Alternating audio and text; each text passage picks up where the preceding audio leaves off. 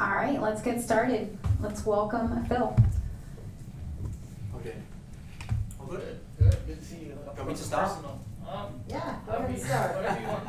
Whatever you don't What do you want me to we'll say? ask. What do you need to know? We don't know what to do. It's like our first time doing this. in Okay, person, no, so- obviously it's great to have you here in person. It's great to have everybody on Zoom.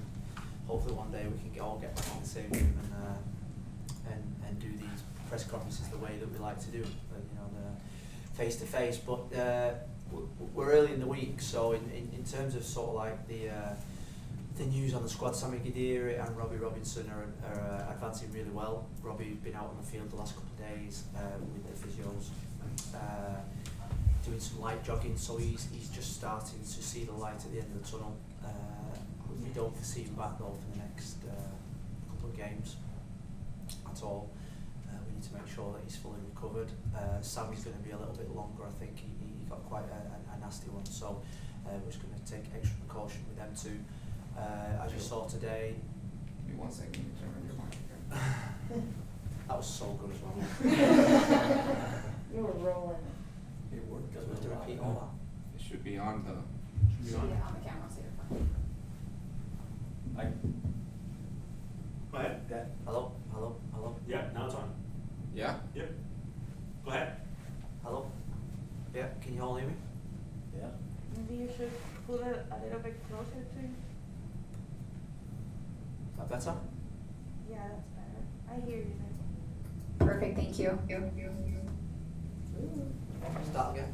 All right, nope, I think that was good, unless you had any additional points to add, we'll just go ahead and start taking No, some questions. the last bit was obviously on Rodolfo and Gonzalo. You saw that they joined in the first 15 minutes of training today as the we call it return to play scenario, where they are just starting to slowly get integrated back into the team. So with it being a Tuesday, still a lot of boxes for them to tick in terms of selection and availability for Friday. So I would love to give you more definitive ideas on them, but ultimately it's still, Rodolfo's first session today in 4 weeks. So he has to do a lot more physical work, integration with the team. Gonzalo is probably a little bit further on, but still working really hard on his fitness. So we're good to have them back with the team for the short time that it was, and hopefully we can build them up to then we can attack the rest of the season. Thank you. All right, let's go ahead and take some questions from those in the room. Michelle, would you like to get us started? All right. I have nothing. Sarah, let's remove the mask to ask the questions. Can you just give us a little more update on Gonzalo and just, what is it that he's trying to achieve? What level of fitness? What led to this decision that he's going to take some time off to get fit? Well, I think he missed 4 or 5 days in the international break, and he had a knock. It's like knock on his leg after the DC game, and Gonzalo wants to be at his absolute best. He wants to be a success in this league, and he wants to leave a legacy at this football club. And I think we spoke about that with him, and he's the driving force behind this, about him being at absolute peak physical condition, mental condition to be able to be the Gonzalo Higuain that we love.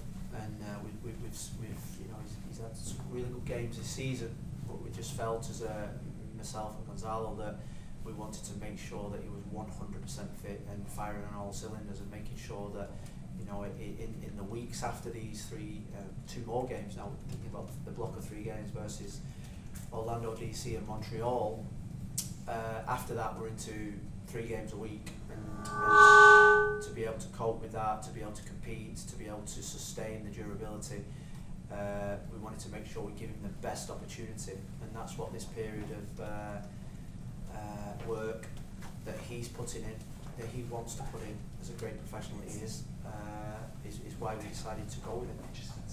Thank you, Michelle. Are there any more questions in the room? We'll go to Franco.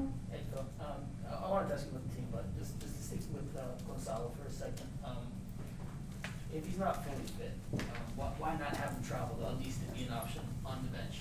10, 15 minutes if that's where he's at. I don't know where he's at in terms of his fitness, but why not have him at least on the bench? That wasn't a possibility against DC because he wasn't 100% fit in terms of sort of like the things that you need to do to be able to compete in a game of football, in terms of sort of like boxes you have to tick.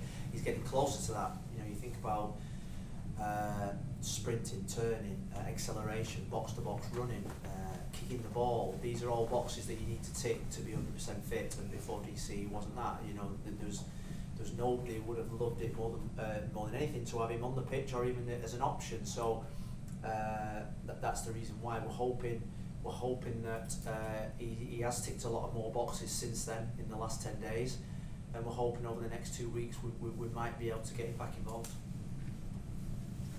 We'll go to Jose. Thank you. Coach, I wanted to ask you a little bit about Kieran Gibbs.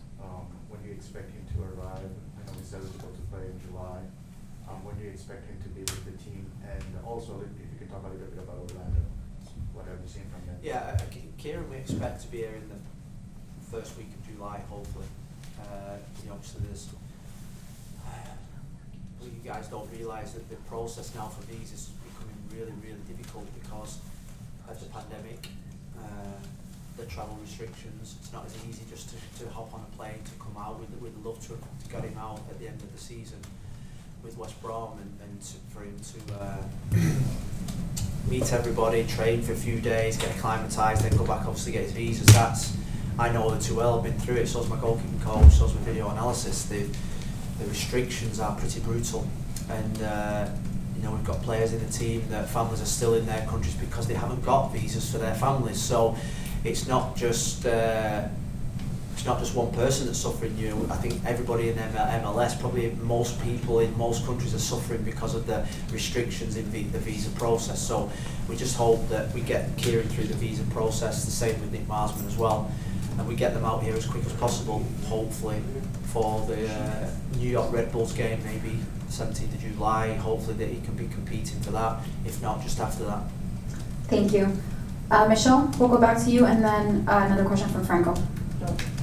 I want to ask about Orlando. What are you expecting from their team? And also, they're going to bring, I guess, 250 fans, but I'm sure they'll be loud. It's kind of a close rival. What are you expecting from that game? Well, I think it was the one game I looked at when I got the job, is when the Orlando game was going to be. I think it's the first time we probably had fans in the stadium for this game. Correct me if I'm wrong.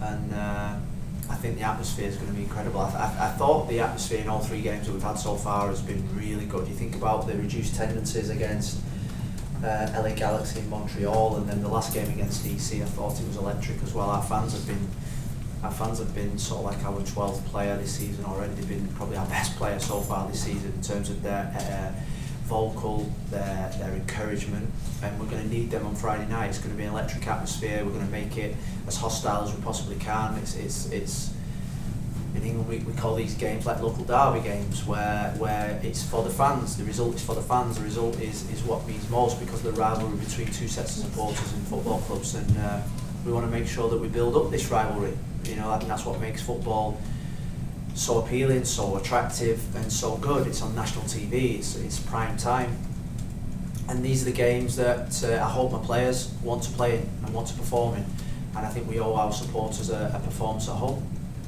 Thank you, Michelle. Franco? Phil, going back to this weekend's game, you guys exclusively decided to go long on goal kicks. I imagine that's to not be high pressed like you had been in games before the international break. Going into this one against Orlando this weekend, what would you like to see your team improve on with regards to how you want them to play? And if I could ask you a small second one, the fans, you just touched on them. Last game here, they expressed their disappointment with the way things are going. What's your message to them going into a big game on Friday against the rival? Well, and rightly so. Rightly so. They pay their money. They expect to be entertained. In the last game, I felt the same way as they did, and the players felt the same way as what the supporters did. We win, we lose, and we draw together at this football club. We're in it together. We need them, and we need everybody to be one. And they've been sensational. I've got to say that the supporters that flew up to Washington, we saw them in the corner.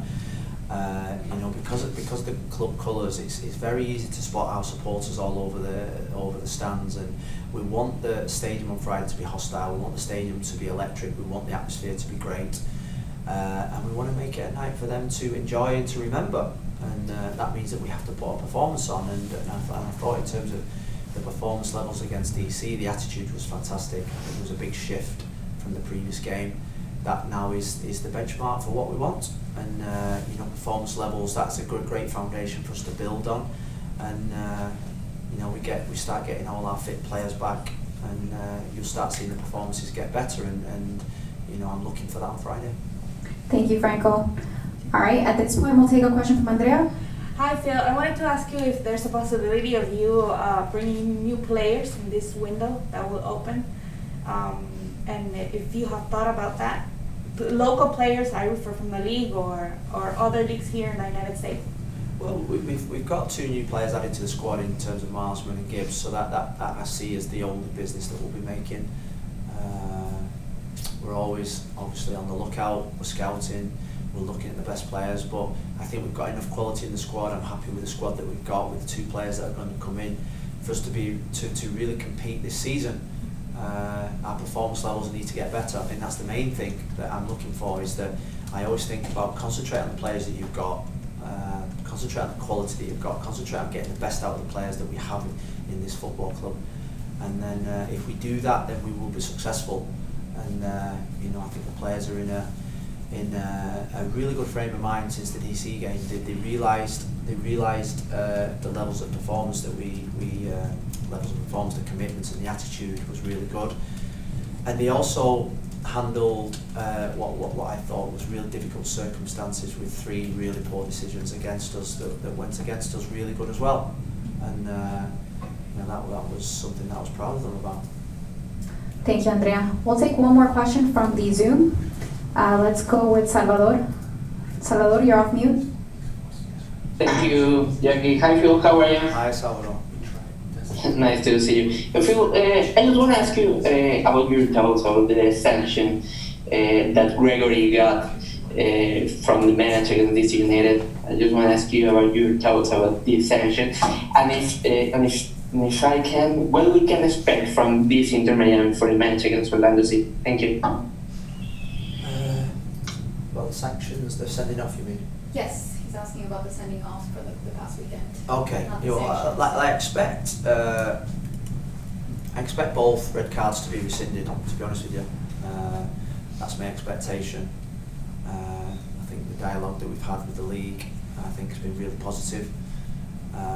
We can't obviously rescind the handball and the penalty, but I think if we could, I think they'd rescind all 3. So I'm expecting fully fit squad on Friday with hopefully Gregory and Ryan available, which only probably adds to the disappointment of them 2 decisions having a major impact in the game, and the 3rd one obviously having a massive impact in the game. So I expect both players to be available for Friday.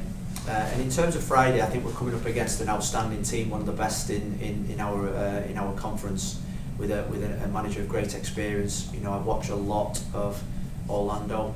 They've got individual really good players, and they're a team that plays with high energy, with good quality in their squad. So we're going to have to be at our really best. You think of the best teams that we've played so far this season. I think this is probably going to be our biggest test in terms of the quality of the team that we're playing.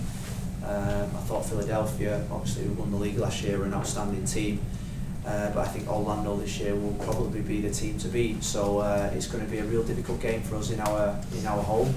But I always think that you can look at it one of 2 ways. You can say it's going to be a really difficult, hard game, or it's going to be a really great game to play and to bounce back, to show how good we are, to show the spirit in the team, to show the fans what we're about.